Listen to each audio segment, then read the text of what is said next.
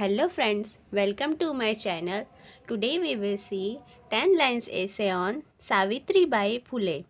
1. Savitribai Phule was a great social reformer and India's first female teacher.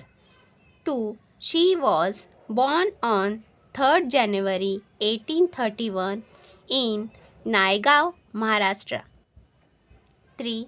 She bravely fought for women's rights, especially their right to education.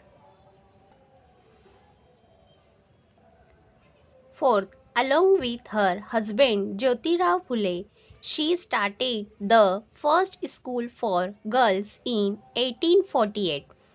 5th, she also stood against child marriages and supported widows. 6. As a poet, her writings spread equality and social justice messages.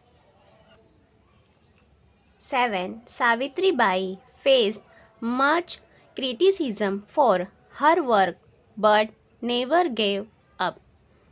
8. Sadly, she passed away in 1897, but her legacy still shines bright.